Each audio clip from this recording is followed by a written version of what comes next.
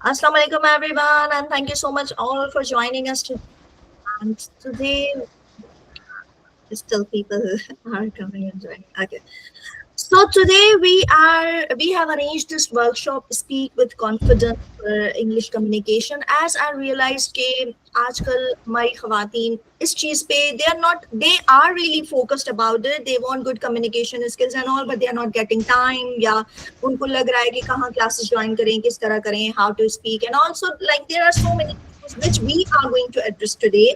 कि हम उस बारे में डिस्कस करेंगे that if even if you don't have time, there are some tips, some techniques जो इस वर्कशॉप के will be getting कि क्या कौन से छोटे छोटे टिप्स हम आज शेयर करेंगे through which you people will be able कि आप अपनी communication को कुछ better बना सकें. So thank you so much Miss Samra for being here with us today, and I want to Thank give you you. an intro about Miss Samra, that she is an experienced English language teacher. She is STEM certified from USA, and she, she is really a great trainer, and she is conducting her classes, one-on-one classes and group classes as well. And she has been doing it for long, and we are really grateful that she has arranged this workshop for us, especially for our Empowered Circle.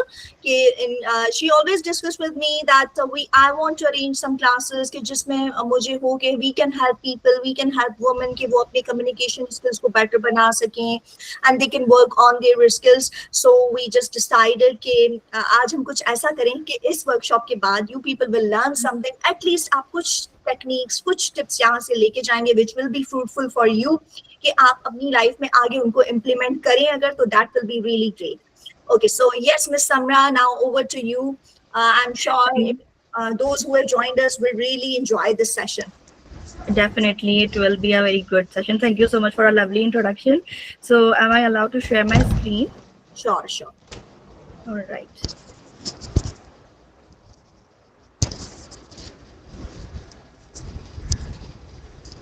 Okay.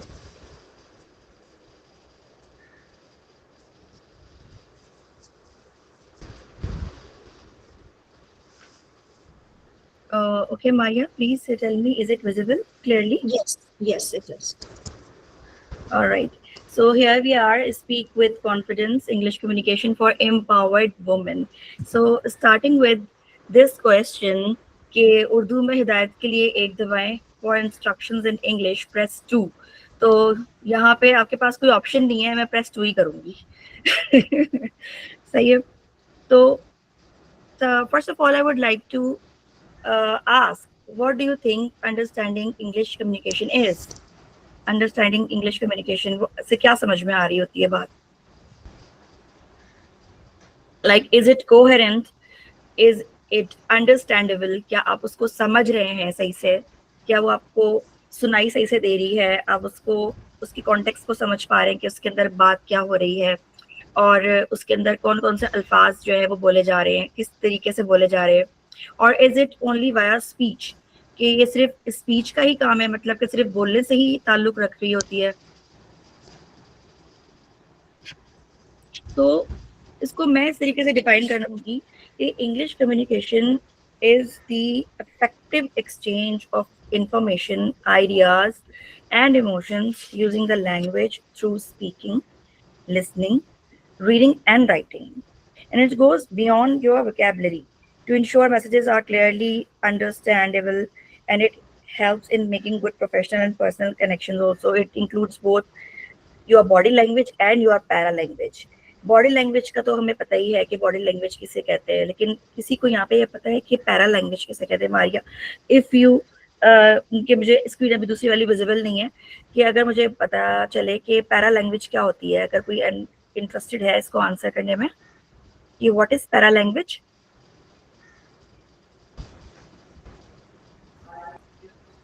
You people can unmute your mic if you want to say something, or you can write in chat box as well. जो Maria will read for me.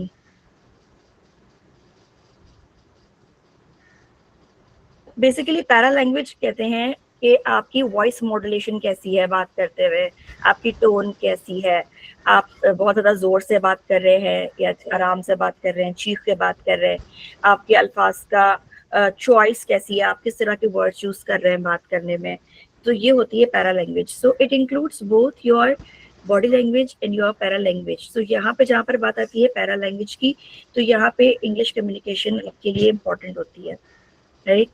तो what is the importance of spoken English in real time?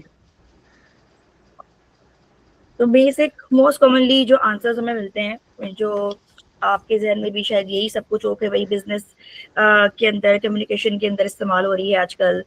If you want to get in touch with science and technology, और if you are travelling around the globe, international travel में, if you want to make your career advancements and access to knowledge, and if you want to know anybody culture, तो आपको ये सारी चीज़ें आनी चाहिए. English की इम्पोर्टेंस यहाँ पे, स्पोकन इंग्लिश की इम्पोर्टेंस यहाँ पर है.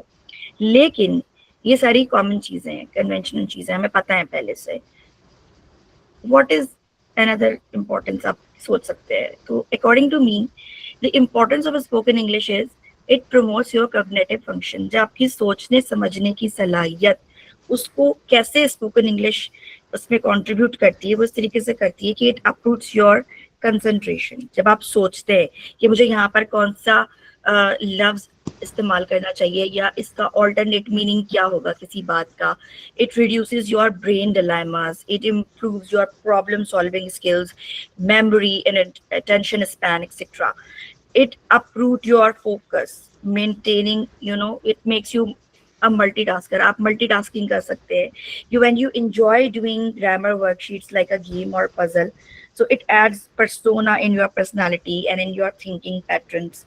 It helps you in active questioning. अब active questioning यहाँ पे कैसी, जब आप सवाल पूछेंगे ना, जब आप ये पूछेंगे, जब आपके थिंकिंग पैटर्न्स चेंज होंगे, तो आप बहुत उस तरफ जाएंगे कि आप लॉजिकल डिसीजन मेकिंग की तरफ आए. आप लॉजिकली सोच रहे बातों को, क्रिटिकल थिंकिंग अपने अंदर डेवलप करेंगे. फॉर एग्जांपल कि अगर एक टेंस कहीं पे यूज हुआ है, तो वो क्यों यूज हुआ है, क्या वजह है इसकी, यहाँ पर कोई ऑल्टरनेट इसका एक वर्ड का मीनिंग हो सकता था. या if you are more adaptable, if you are more used to watching English movies, so what could be the other ending of this story? अगर आपको कॉन्टेक्स्ट समझ में आ रहा है उस बात का, मूवीज का, और उसके अंदर बोले जाने वाली लैंग्वेज का, यहाँ पर इंग्लिश की बात हो रही है तो इंग्लिश लैंग्वेज की ही बात करेंगे कि आपको अगर कॉन्टेक्स्ट समझ में आ रहा है तो आपको सोचेंगे कि इसकी एंडिंग इसके अलावा कुछ और भी हो सकती थी, राइट? तो आपकी लॉजिकल डिसीजन मेकिंग स्किल्स यहाँ पे पॉलिश होते हैं. और जब आप स्पोकन इंग्लिश सीखते हैं, क्योंकि ये इंग्लिश ग्रामर से बिल्कुल डिफरेंट होती है, right? So you become more aware cognitively, then you are more adaptable with the society, with the people around you. It creates a kind of a linguistic feedback loop in your brain. तो उसमें क्या होता है कि overall mindset by using the language confidently, if you are using the correct language, correct vocabulary, correct niche, उसके हर नीश जो होते हैं, हर कैटेगरी जो होती है, जो भी आप, चाहे आप डेली होम किचन में कोई काम कर रहे हैं तो वहाँ पे भी एक अलग नीश होगा. जो आप वहाँ पे यूटेंसिल्स इस्तेमाल कर रहे हैं, जो वहाँ पे आप काम कर रहे हैं, जो आपके डूइंग एक्शंस हैं, वहाँ पर आप एक अलग स्पोकन इंग्लिश इस्तेमाल करेंगे. सिमिलरली अगर आप कहीं पे जॉब करते हैं तो वहाँ पे अलग तरीके की स्पोकन इंग्लिश होगी, बिजनेस में अलग होगी, और मेडिकल स्टूडेंट्स हैं तो वो अलग अपनी टर्मिनोलॉजीज यूज करेंगे, तो उनकी स्पोकन इंग्लिश अलग होगी. इसी तरीके से इंजीनियरिंग की जो चीजें हैं वो अलग होंगी. तो हर एक जगह का एक नीश होता है, एक कैटेगरी होती है, राइट? तो इसके अंदर एम्पावर्स, आपको लगता है फ्यूचर जनरेशन जो है वो ऑफकोर्स सब चीजें इंग्लिश के अंदर ही हो रही हैं आजकल, तो राइट, और इकोनॉमिक ग्रोथ भी इससे बूस्ट होगी. बट जहाँ पर बात मैं एक्टिव क्वेश्चनिंग की बात करूंगी कि जब आप when you are thinking, when you start to think critically, na, you don't memorize grammar. You ask why a rule exists or how a word choice alternate meaning. Then you explore what if scenarios, alternative, वैसे मैंने पहले कहा, alternative endings to stories, different viewpoints. When you minimize your grammatical errors, when you overcome your hesitation. So यहाँ पे आपको उस तरीके से अपलिफ्ट करती है स्पोकन इंग्लिश, इसलिए क्योंकि कन्वेंशनल जो इंग्लिश ग्रामर होती है उससे स्पोकन इंग्लिश बहुत मुख्तलिफ होती है. यहाँ पे मैंने Noam Chomsky, I hope Noam Chomsky is visible to all, कि वो ये कहते हैं कि human beings are hard wired for language. What does it mean? Hello hello, Yes, yes, you're audible. Okay. So यहाँ पे Noam Chomsky is a great linguistic वो ये कहते हैं कि human beings are hard wire for language acquisition. What does it mean? It means कि hardwire means that human beings are born with brains already programmed to learn language. It is a natural biological ability. You don't need a child to teach that we are Urdu speaking, we are Sindhi speaking, we are Memon speaking, and now you have to learn this language. वो जिस माहौल में बच्चा रह रहा होता है उस माहौल में वो उसको अडॉप्ट करता है, उसको लैंग्वेज पहले से आती होती है. यहाँ पर अब बात करते हैं बाइलिंगुअल. बाज आपके हम लोगों की जो सोसाइटी में घर होते हैं वो बाइलिंगुअल होते हैं, जहाँ इंग्लिश उर्दू बोली जा रही होती है. बाज जो है वो मल्टीलिंगुअल होते हैं, जहाँ पे 3 ज़बानें बोली जा रही होती हैं, इंग्लिश है, उर्दू है, और साथ में समझ लीजिए सिंधी है या पंजाबी है या मेमनी है या कोई और लैंग्वेज है. तो मल्टीलिंगुअल बच्चा जो है लेकिन ये एक एक्सपेरिमेंट मैंने अपनी बेटी के साथ किया कि क्योंकि हम लोग उर्दू स्पीकिंग है, तो हमारे घर में वी आर बाइलिंगुअल, कि हमारे घर में 2 ज़बानें बोली जाती हैं, उर्दू और इंग्लिश. तो मैंने अपनी बेटी को एक ऐसा एनवायरनमेंट दिया कि despite of being Urdu speaking, कि वो इंग्लिश स्पीकिंग है, she understands English and she speaks English, right. तो उसको हमने बिल्कुल उर्दू से एक्सपोज ही नहीं करवाया. एक एक्सपेरिमेंट था जो मैंने अपनी बेटी पे किया. तो क्योंकि घर में जो लोग हैं वो सिर्फ कम हैं और उनको समझाना आसान था मेरे लिए, कि मैंने अपनी मेट सबको ट्रेन किया कि whenever you want to talk with my daughter Zoha, so you have to talk in English. मैंने उसको सेंटेंसेस लिख के दिए, मैंने उसको याद करवाए कि whenever you want to talk with her, talk in English. तो अब एक बाइलिंगुअल घराने के अंदर एक बच्ची पैदा हुई है, उर्दू स्पीकिंग घर के अंदर, लेकिन समझती इंग्लिश है, बोलती इंग्लिश है, और उसको समझ में ही आती. मतलब कि अगर मैं उससे नॉर्मल कभी जिससे बात करें उर्दू के अंदर, या थोड़ी थोड़ी सी अब समझने लगी है जब से थोड़ा सा पाकिस्तान में आके एक्सपोजर हुआ है. वन बैक इन मलेशिया तो बिल्कुल भी नहीं समझ में आती थी. तो इस तरीके से वो कहते हैं कि एक हार्डवेयर होते हैं बच्चे. तो बच्चों को अगर हम शुरू एज से ना, यंग एज से 6-7 ईयर्स से या उससे भी पहले से, अगर आप 5 ईयर्स से अगर अपने बच्चे को स्कूल में करवाते हैं, तो जब से आप उसके ऊपर मेहनत करें तो डेफिनेटली फिर उसकी स्पोकन जाके 13-14 साल में पक्की हो जाती है. कि बच्चों को ये जरूरत नहीं पड़ती कि वो किसी चीज को सोच के ट्रांसलेट करें और फिर बात करें, राइट. उसी तरीके से जैसे जैसे आपकी उम्र बढ़ती जाती है तो वैसे वैसे हमारी लर्निंग कैपेसिटी कम होती जाती है, तो चीज़ों को ग्रास्प करना और उस तरीके से आर्टिकुलेट करना मुश्किल होता है. तो बेस्ट टाइम स्पोकन इंग्लिश सीखने का ये है कि जब आपके बच्चे 6 साल के हुए, 7 साल के हुए, अपार्ट फ्रॉम उनकी स्कूल एक्टिविटीज से आप उनको स्पोकन इंग्लिश के क्लासेस दिलवाएं और उनको उनके साथ कम्युनिकेट करें. क्योंकि नेक्स्ट जो अभी आने वाला दौर है, मैंने जैसे पहली स्लाइड में कहा कि everything is going to be in English, right. So you must know, if you are living in this society, you must know spoken English.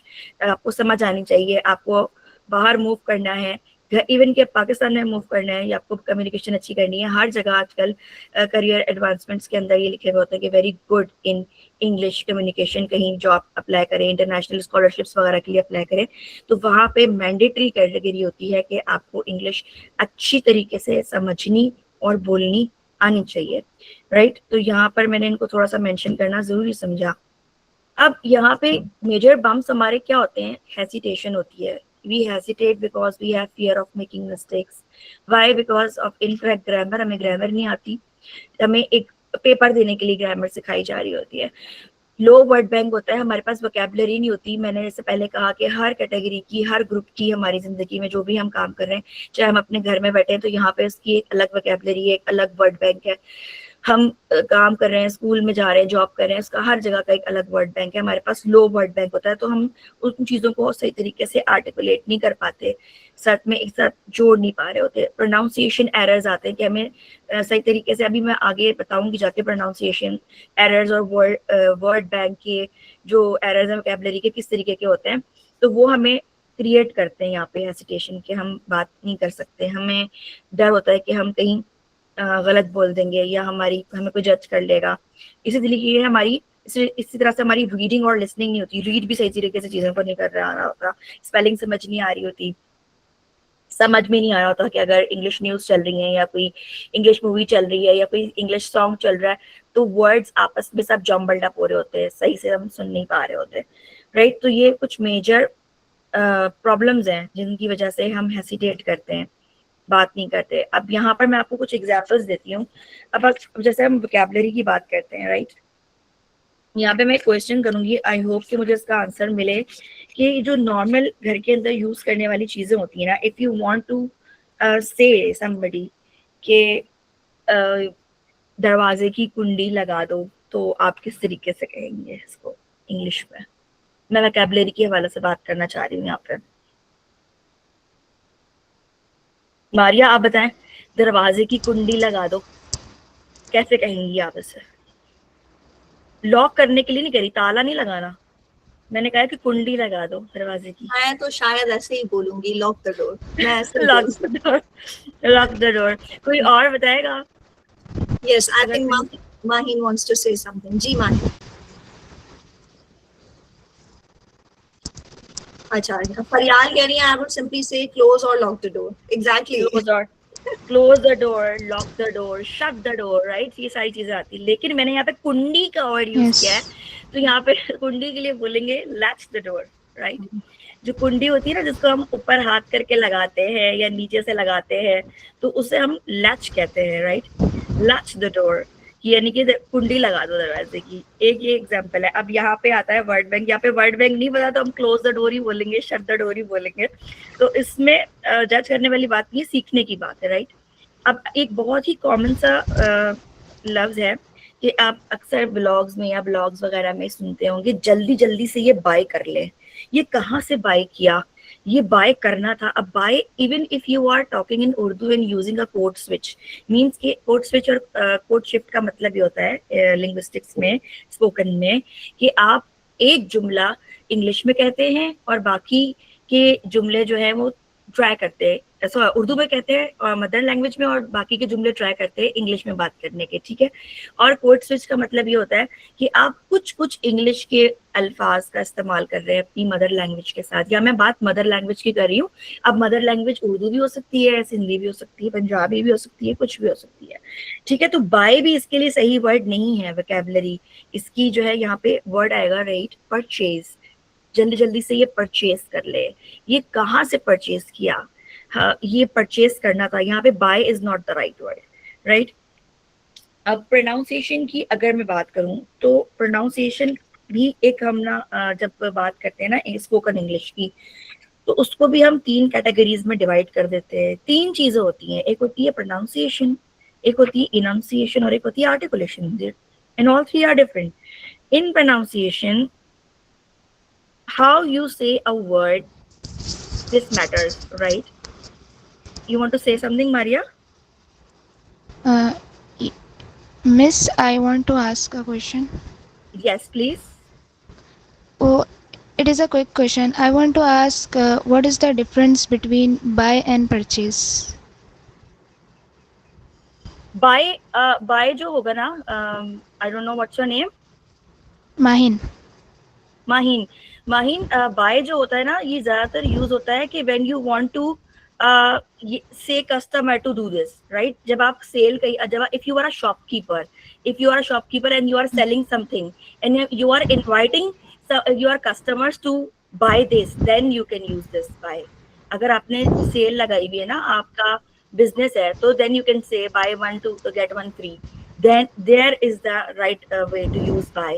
जब आपने किसी से कहना है कि ये आप खरीद लें, ये मतलब कि when you are talking with your friend, your colleagues in family, कि मुझे ये मुझे खरीदना था, या आप भी ये खरीद लें, मैंने भी ये खरीदा है, तो वहां पर जो राइट वर्ड होगा वो परचेज होगा। यहाँ पे आएगी बात परचेजिंग की। ये फर्क होगा। ये जब भी समझ में आएगा जब आप स्पोकन इंग्लिश को जो है ना इन डेप्थ आप जाके उसको सीखोगे। सही है? Yes. Okay. Okay, Thank you. now thank you so much for your question, Mahin. Pronunciation क्या होती है? How you say a word correctly, like breakfast. एक common सी example है breakfast। अब सब लोग breakfast कहते हैं इसको, breakfast. It's a word, breakfast, right? Enunciation क्या होती है कि how clearly you say a sentence, कि आप जब बात कर रहे हैं तो आपकी जो sentence की अदायगी है, जो आप बात जिस तरह से आप उसको deliver कर रहे हैं, how you are delivering a sentence, is it clear? Right? And articulation is how your lips and tongue work together to make a sound, any sound, right? यहाँ पर phonics आ जाती है, तो इसकी भी इस तरीके से कैटेगराइजेशन हो जाती है। करेक्ट ग्रामर मैं आपको पहले बता चुकी हूँ कि फॉर एग्जाम्पल, यहाँ पे एक एग्जाम्पल देती हूँ कि एक एग्जाम्पल है कि जब हम पूछते हैं किसी से कि वेयर हैव यू बीन, तो अब यहाँ पे क्या हो रहा है, हैव यू बीन, यहाँ पे प्रेजेंट परफेक्ट टेंस यूज हो रहा है, राइट। बट यहाँ पे हैव यू क्यों आया बीच में, हैव बीन तो हम साथ में यूज करते हैं ना प्रेजेंट परफेक्ट के, बट यहाँ पे why we are using where have you been, तो यहाँ पे हैव यू बीन एक अलग ही कॉन्टेक्स्ट दे रहा है आपको, राइट। यहाँ पे कॉन्टेक्स्ट दे रहा है कि आप कहाँ थे, मतलब कि कोई आपसे पूछना चाह रहा है कि आप किधर थे, कहाँ थे, कोई आपने किसी से काफी टाइम हो गया कोई मुलाकात नहीं की, राइट। तो इसलिए आपने इसको यहाँ पर इस कॉन्टेक्स्ट के तौर पे यूज किया। यहाँ पे ये ग्रामर नहीं है, यहाँ हैव यू बीन यहाँ पे एज अ फ्रेज यूज होगा, राइट।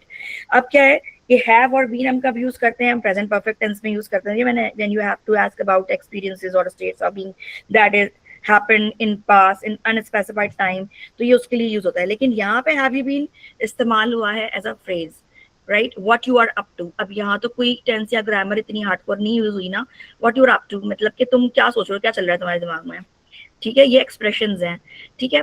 अब फॉर एग्जांपल नेक्स्ट एग्जांपल मैं यहाँ पे देती हूँ, टर्न डाउन। टर्न डाउन का मतलब होता है कि हमने किसी चीज को रिफ्यूज कर दिया, अगर आपको कोई ऑफर कर रहा है तो हमने क्या किसी की रिक्वेस्ट को रद्द कर दिया। टर्न डाउन का मतलब यहाँ पर ये नहीं होगा कि गोइंग डाउन और मूव डाउनवर्ड्स, यहाँ पे टर्न डाउन का मतलब होगा रिफ्यूज कर देना। She turns down the offer, she turns down the request. So इस तरीके से ये चीजें डिफरेंट होती हैं एक्सप्रेशंस के हवाले से मैंने बताया। अब डेली लाइफ वर्ड बैंक है, मैंने एक जिस तरह से मैंने लैच द डोर का बताया था, उसी तरीके से एक एग्जांपल देती हूँ किचन यूटेंसिल्स की, और एक बहुत ही कॉमन सा ना एक होता है, एक टूल है जो हम इस्तेमाल करते हैं मच्छर या मक्खियों को मारने के लिए, राइट। व्हाट इज दैट, आप उसको इंग्लिश में क्या कहेंगे, पास मी दैट। अब उर्दू में उसको कहते हैं मक्खी मार या मच्छर मार, जो प्लास्टिक का होता है ना, एक इस तरीके से बना हुआ होता है, तो आप उसको इंग्लिश में क्या कहेंगे, पास मी दैट। किसी को पता है इसको क्या कहते हैं?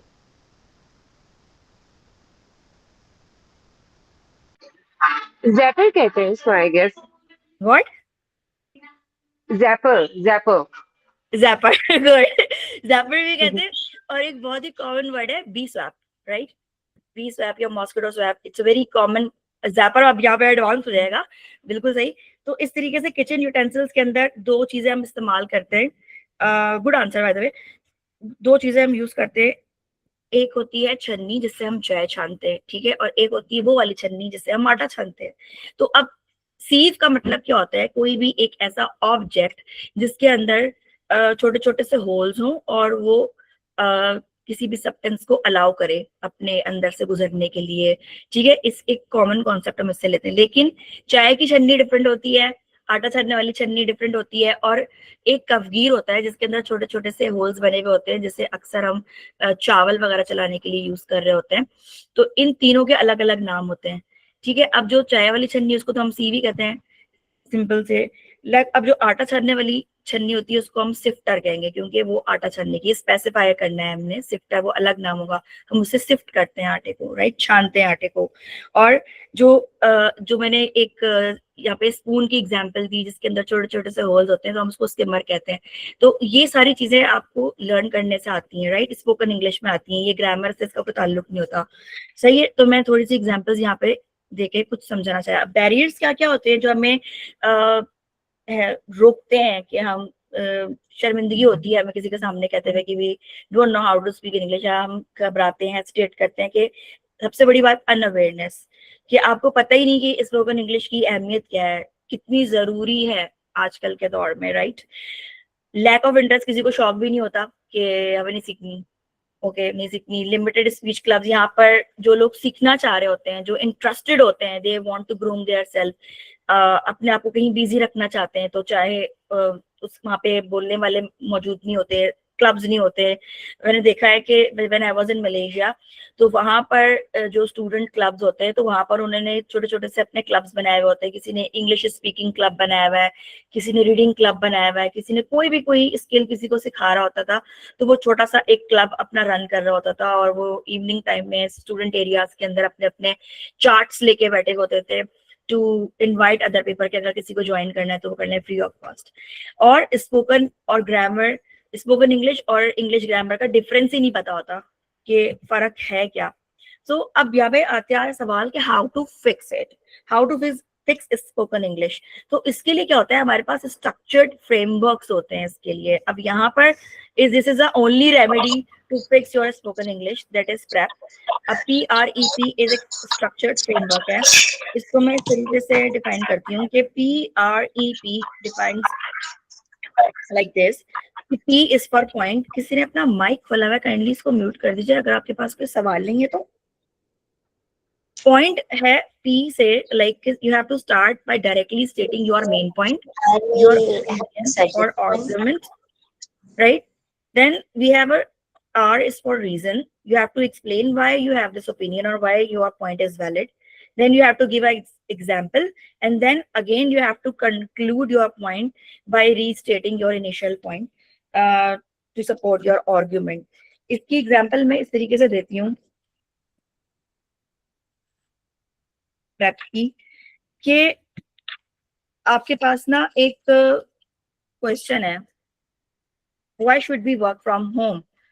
तो अब इसको आप PrEP के थ्रू किस तरीके से बोलेंगे, लाइक कि मैं यहाँ पे एग्जांपल देती हूँ कि start by directly स्टेटिंग your main point, opinion और आर्गुमेंट. यहाँ पे आपका मेन पॉइंट क्या है, why should we work from home, right? So hybrid work from home, मैं आपको एक हिंट दे रही हूँ कि क्या आप इससे कुछ क्रिएट कर सकते हैं sentence.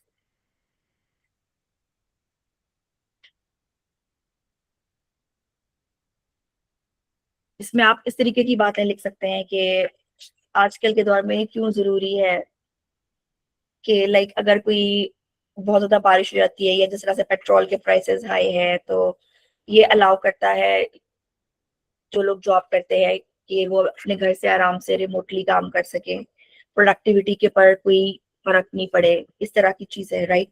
Then reason why you have this opinion or why your point is valid, because it is time saving. So you if there is a no vehicle available, if there is any weather comedy, बारिश बहुत ज्यादा हो रही है या कुछ और problem है, तो it saves your time, because आप देर से पहुंचे, इससे अच्छा है कि आप घर से ज्वाइन कर लें, राइट? यहाँ पे आपको एग्जांपल देनी है. For example, if there is rain going on और if there is a petrol crisis, so it makes people easier to work from home, you can join it from home. इस तरीके की example कोई दे सकते हैं.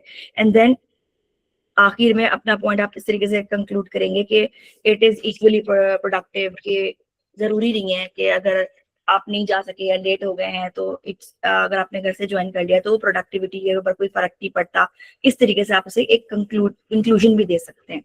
तो ये एक स्ट्रक्चर्ड फ्रेमवर्क है PrEP.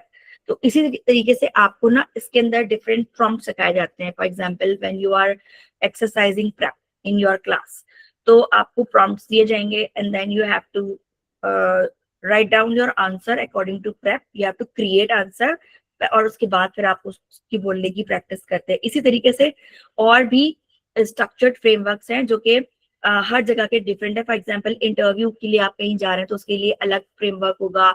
अगर आप PTMs में जा रहे हैं बच्चों की, तो उसके लिए अलग एक फ्रेमवर्क हम प्रोवाइड करते हैं जब हम स्पोकन इंग्लिश सिखाते हैं, या आप यहाँ पर ये करें, या फिर आप जब अगर for example if you are travelling, तो आपको नए लोगों से किस तरीके से बात करनी है, उसके लिए एक स्ट्रक्चर फ्रेमवर्क होगा. अब आप अपनी प्रोग्रेस इस तरीके से चेक करेंगे जब आप इसको लर्न करेंगे. और एक और यहाँ पे एक चीज थी जो मुझे बतानी थी, शैडोइंग. हम शैडोइंग की प्रैक्टिस करवाते हैं PrEP के साथ. क्या, जब आप अपना एक आंसर क्रिएट करते हैं ना, और फिर हम उसको आपको बोलना सिखाते हैं, आप टीचर के साथ प्रैक्टिस करते हैं, फिर आप खुद से प्रैक्टिस करते हैं. इट्स जस्ट लाइक दैट कि we train your mouth muscles to speak in English, right?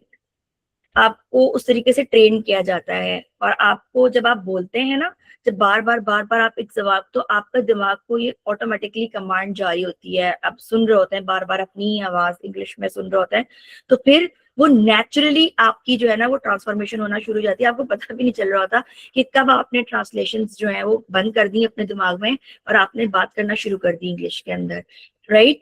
इससे क्या होता है कि शुरू में मैंने जैसा एक टर्म यूज की थी, code switching and code shifting. 50-50% आप स्टार्ट करते हैं कि आप एक सेंटेंस अपनी मदर लैंग्वेज में बोलें और वही सेंटेंस आप इंग्लिश में बात करें, तो उसको हम कोड शिफ्टिंग कहते हैं. और कोड स्विच मतलब कि आपने, जिनको बिल्कुल भी नहीं आती, जो बहुत ही बेसिक लेवल से स्टार्ट करना चाहते हैं, कि आप अपनी बात के अंदर कुछ अंग्रेजी अल्फाज का इस्तेमाल शुरू करें, ठीक है? तो ये शैडोइंग और स्ट्रक्चरल फ्रेमवर्क्स और ये सारी प्रोनाउंसिएशन चीजें मिलके स्पोकन इंग्लिश बना रही होती हैं. चेक कैसे कर सकते हैं अपनी प्रोग्रेस को, कि जब आप नेक्स्ट टाइम पीटीएम के अंदर जाए, आप ये देखिए कि आपने कितने सेंटेंसेस जो है वो टीचर से इंग्लिश में बोले हैं, आपने कितना कम्युनिकेट इंग्लिश में किया। और नेक्स्ट टाइम आप पिज्जा ऑर्डर करते हैं या कोई घर से किसी लाइक पिज्जा हट फोन करते हैं या किसी रेस्टोरेंट में जाते हैं, तो आपने वहां पे कितनी, आपने प्रेस 2 किया या आपने प्रेस 1 किया, if you are ordering it from your home. और अगर आप किसी रेस्टोरेंट में, फैंसी रेस्टोरेंट्स में जा रहे हैं या कहीं जा रहे हैं, तो वहां पर आपने जो ऑर्डर जिस तरीके से प्लेस किया है, तो वो आपने कैसे किया। आप अगर किसी होटल की रिजर्वेशन के लिए जा रहे हैं या आप किसी रेलवे स्टेशन के पर हैं, आप एयरपोर्ट पर हैं, तो आपने ट्रैवल कर रहे हैं, तो वहां पर आपने कितनी कम्युनिकेशन की। यहाँ से आप अपनी प्रोग्रेस जो है वो चेक कर सकते हैं। So what we can do, we start to learn how to speak in English confidently. इसके अंदर शर्माने वाली या किसी हेसिटेशन की या शेम की जरूरत नहीं होती। इसमें से ये यहाँ पे मुझे कोटेशन याद आ रही है कि a journey of 1,000 miles begins with a single step, कि आपको पहला स्टेप लेना होता है और फिर वो चीजें आसान हो जाती हैं।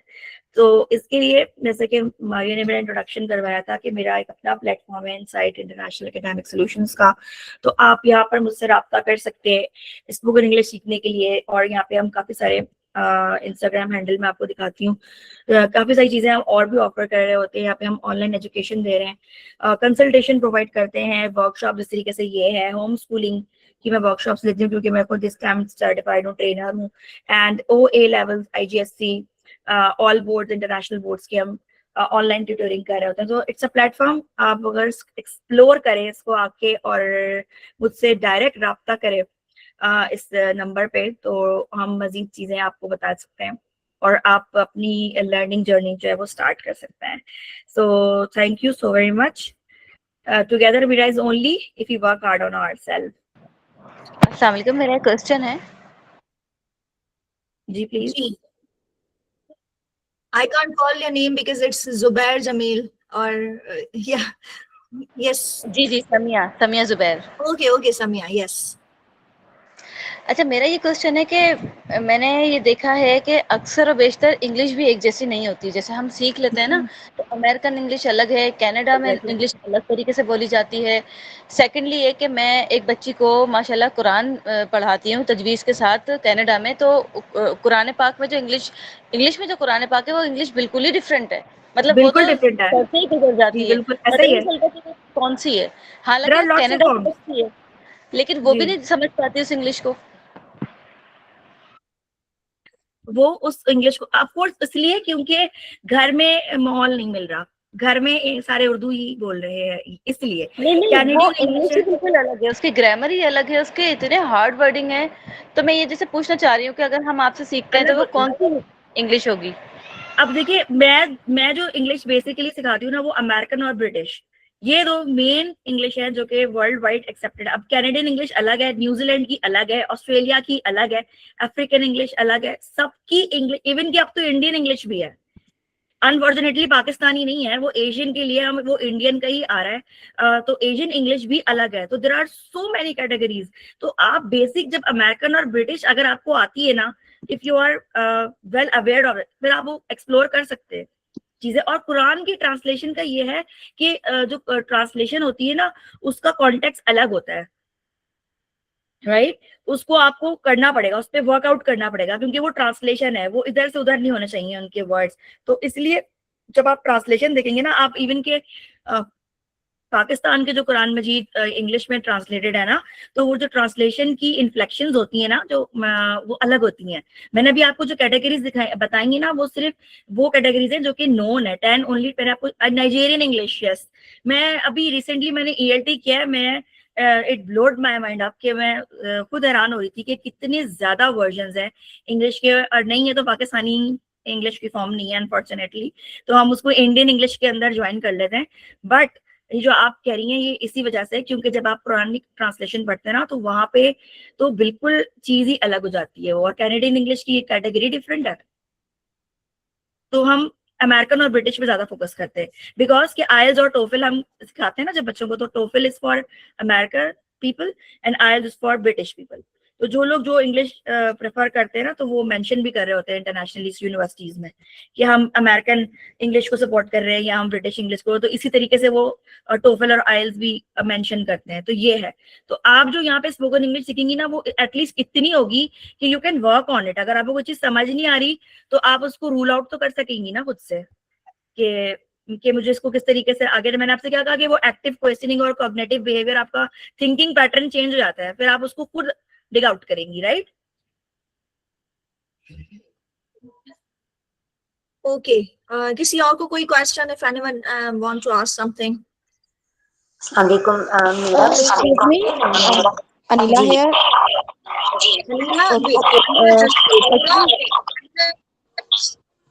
जी सिद्रा। Hello. अस्सलाम वालेकुम। वालेकुम सलाम। अब मेरा कोई क्वेश्चन तो नहीं है, बट एक सजेशन, जितने भी लोग यहाँ हैं, जो मुझे समझ आया है समरा की सब बातों के बाद, और वो ये कि मतलब हम लर्न कर सकते हैं मोर, जो भी हम में से चाहे, जिसके लिए फिजिबल हो, जो कंफर्टेबल हो। हमारी जो अब जनरेशन्स आ रही हैं, जो हमारे बच्चे हैं छोटे, जैसे समरा ने जोहा की बात की, मेरी जोहा से बात भी हुई है, समरा इज माई स्टूडेंट, तो अल्हम्दुलिल्लाह। एंड मैंने इसीलिए मैसेज किया था, मुझे I am really feeling very happy to see her. Thank you ma'am. मेरी बच्ची जो है माशाल्लाह, वो इस वक्त यहाँ मौजूद है, अल्हम्दुलिल्लाह। कि हम अपने बच्चों को, जो हमारे मतलब जो अब छोटे बच्चे हैं, जो अभी लर्निंग की एज में हैं, 3 इयर्स के, 4 इयर्स के, 5 इयर्स के, बिल्कुल मैं समरा की इस बात से एग्री करूंगी। हम घर में और कुछ नहीं कर सकते ना, बच्चे कार्टून्स देखते हैं, हम उनको इंग्लिश कार्टून्स दिखाएं। मतलब हम इस चीज पे फोकस करें कि हमारे बच्चे जो कार्टून देख रहे हैं, उनकी लैंग्वेज जो हो ना, वो इंग्लिश हो। मतलब अगर हम सिर्फ ऐसा कर लेते हैं ना, सिर्फ हम ये कर लेते हैं, तो मुझे लगता है कि हमें बहुत कुछ करने की जरूरत नहीं पड़ेगी। Am I right, Sam? Yes ma'am, agree with you. और मैम होता ये एक्चुअली मारिया कि ये चीजें ना अभी हमें हेसिटेट कर रहे होते हैं ना हम। जैसे मैंने आपको एग्जांपल, मैंने शायद अब मेरी आपसे बात हो रही थी जब भी दीदी, कि ओ मतलब कि वो हेसिटेशन होती है जो कि आपको सीखने से रोक रही होती है। तो आप इस तरीके की नेगेटिव थिंकिंग करते हैं कि ओ हो भाई आप बहुत इंग्लिश झाड़ रही हैं, आप बहुत इंग्लिश में बात कर रही हैं। ये आपको तकलीफ उस वक्त चीज देगी कि जब आपका बच्चा 10 लोगों में नहीं बोल पाएगा और जो अंदर से फील करेगा ना, कि वो जब अपने आप को सबसे अलग समझेगा, वो फिर आपको ये दर्द आपको जब फील होगा। और मैं चाहती हूँ कि वो ना हो, और मैं चाहती हूँ कि वो ना हो, क्योंकि हम लोग गुजर चुके। मैंने I have worked on my self like 15 years मुझे लगे, मतलब कि क्योंकि मैं उनके of course English medium school था, सब कुछ था, लेकिन जो एक स्पोकन इंग्लिश जो ग्लोबली जिस चीज की हर जगह पे हर निश में अलग डिमांड होती है, right? If you are talking to a person on airport, वहां पे आपको डिफरेंट चीज करनी है। If you are talking to your boss, then there are completely different scenario, right? तो इसको सीखने में कोई हेसिटेशन नहीं होनी चाहिए, कोई शर्म महसूस नहीं करनी चाहिए, कुछ लो कॉन्फिडेंस नहीं फील करना चाहिए, क्योंकि अभी नहीं सीखे, मतलब कि सीखने की तो कोई उम्र नहीं होती ना। मेरे पास आपको यकीन नहीं होगा कि एक 55 ईयर्स के एक स्टूडेंट आए ओमान से, मिडिल ईस्ट से, कि मुझे बिजनेस इंग्लिश सिखा दीजिए, मुझे बहुत प्रॉब्लम होती है। अब आप मुझे बताएं कि उन्होंने तो जरा सा भी कोई शर्म नहीं की, उन्होंने तो जरा सा भी कुछ नहीं किया। ये मुझे सीखना है। 55 ईयर्स के वो थे और अपना बिजनेस रन कर रहे थे और उनको इंग्लिश बोलनी नहीं आ रही थी कि आप प्लीज मुझे स्पोकन इंग्लिश में ट्रेन करना है। तो अब तो जब वो कर सकते हैं तो सब आप लोग कर सकते हैं। मैम ने बिल्कुल ठीक कहा कि जितने जल्दी स्टार्ट कर देना, कि इट्स जस्ट लाइक दैट कि समर कैंप में आप जैसे बच्चों को डाल दें। मैं समर कैंप्स भी अभी लॉन्च करूंगी इंशाल्लाह जून जुलाई में, तो I let you all know, जिसको भी अपने बच्चों को या इवन आपको खुद को भी ज्वाइन करना हो, किसी को भी, तो आप ज्वाइन कर सकते हैं। और मैम की एक बात बहुत अच्छी थी कि हमारे बच्चे जो है वो नॉर्मली लैंग्वेज जो है वो हिंदी में इस्तेमाल कर रहे होते हैं, क्योंकि वो देखते ही वही हैं। अगर हम उनको दिखाएंगे इंग्लिश तो वो ऑलरेडी इंग्लिश ही बोलेंगे। तो अब आप चॉइस आपकी है ना, चॉइस आपकी है कि आप चाहते हैं कि वो आपको कहे कि आपका हमारे घर में स्वागत है या फिर वेलकम टू आवर होम, तो अब choice is yours. Exactly. Yes, Anila, do you want to say something? Now you can speak up. Anila.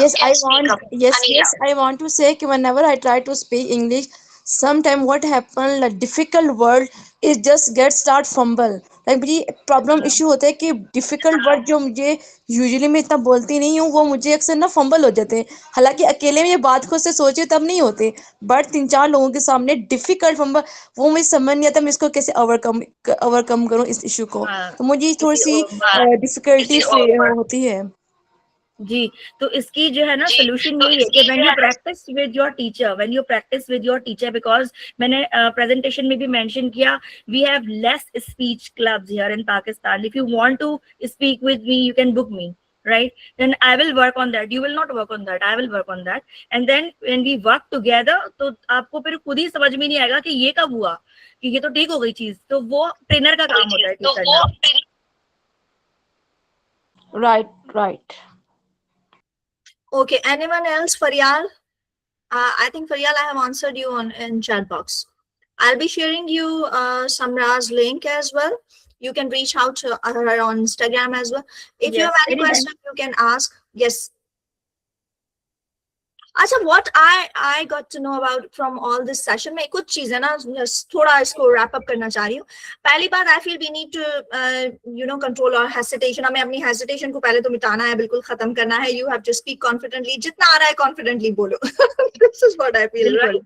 एक चीज है. दूसरी चीज, I believe कि कहते हैं ना, प्रैक्टिस मेक्स मैन परफेक्ट. आप जितना बोलेंगे, जितना आपकी लैंग्वेज आप बोलेंगे, जितना उतना आपकी लैंग्वेज परफेक्ट होगी. इफ वी थिंक कि हम वीडियोस देखें, ये करें वो करें, बट अगर हम उसको हम खुद इम्प्लीमेंट नहीं करेंगे, हम खुद बोलने की कोशिश नहीं करेंगे, so it will not work. This is how I feel. बहुत सारे लोग ये बोलते हैं कि उनको ऐसा एनवायरमेंट नहीं मिलता है जहां पे वो कम्युनिकेट करें.